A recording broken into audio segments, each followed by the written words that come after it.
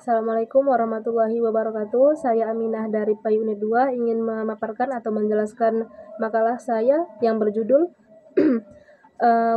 Perbandingan Kurikulum Nasional.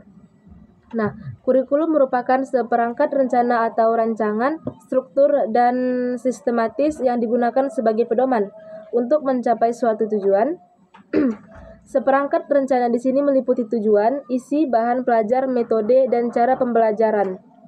Bahkan mencakup juga kegiatan di dalam sekolah dan di luar sekolah. Supaya dapat berjalan dengan baik, tujuan kurikulum tidak hanya itu, melainkan untuk membentuk sikap dan keterampilan manusia yang berakhlak mulia.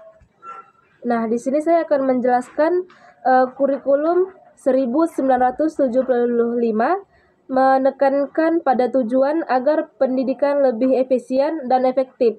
Yang melatar belakangi adalah pengaruh konsep di bidang manajemen, yaitu MBO.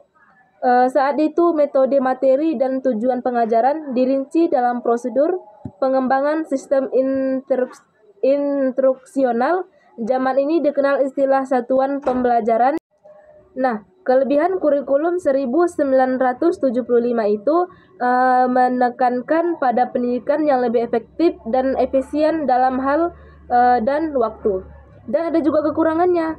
Nah, kekurangannya itu guru dibuat sibuk menulis rincian apa yang akan dicapai dari setiap kegiatan pembelajaran. Nah, selanjutnya kurikulum 1984 mengusus proses skill approach. Posisi siswa ditempatkan sebagai subjek belajar dari mengganti sesuatu, mengelompokkan, mendiskusikan, bagi terlaporkan ideal. Ini merupakan disebut cara belajar siswa aktif CBSA atau Student Active Learning SAL.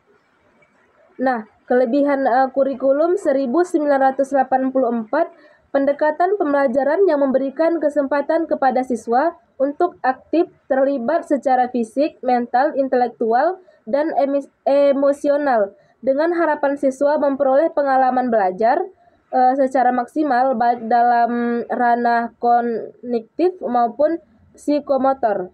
Nah, dan juga di kurikulum 1974 itu ada kekurangannya. Kekurangan itu banyak sekolah kurang mampu menafsirkan CBSA sehingga yang terlihat adalah susunan geduh di ruang kelas lantaran siswa berdiskusi di sana-sini dan guru tidak ingin mengajar model berceramah. Selanjutnya, kurikulum 1994 dibuat sebagai penyempurnaan kurikulum 1984 dan dilaksanakan sesuai dengan Undang-Undang Nomor 2 Tahun 1989 tentang Sistem Pendidikan Nasional. Hal ini berdampak pada sistem pembagian waktu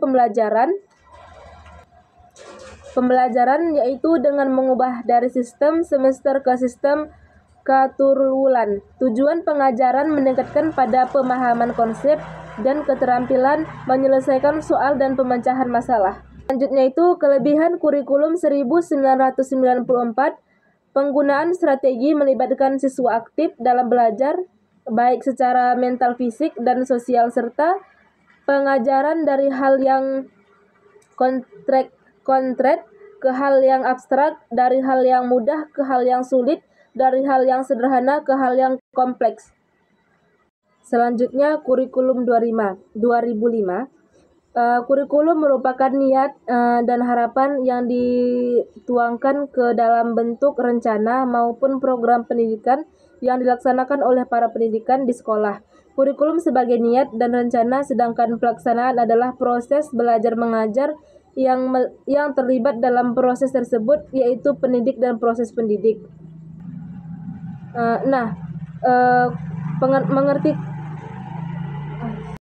Kurikulum 2006 ini dikenal dengan sebutan Kurikulum Tingkat Satuan Pendidikan KTSP. Dalam kurikulum ini, guru lebih diberikan kebebasan untuk merencanakan pembelajaran sesuai dengan lingkungan dan kondisi siswa serta kondisi sekolah berada. Nah, tujuan KTSP ini meliputi tujuan pendidikan nasional serta kesesuaian dengan kekhasan, kondisi, dan potensi daerah, satuan pendidikan, peserta didik, Nah, kelebihan kurikulum 2006 ini dalam pembelajaran adanya komunikasi dua arah antara guru dan siswa. Selain itu, seorang guru benar-benar digerakkan menjadi manusia yang profesional yang menuntut ke kreativitasan. Selanjutnya, kurikulum 2006, kekurangan kurikulum 2006, minimnya sarana dan prasarana pendukungan pendidikan, terutama kesepian guru dalam menyusun dan mengembangkan kurikulum. Nah, selanjutnya itu kurikulum 2013. Inti dari kurikulum 2013 adalah ada pada upaya penyederhanaan dan tematik integratif. Kurikulum 2013 disiapkan untuk mencetak generasi untuk mengantisipasi perkembangan masa depan.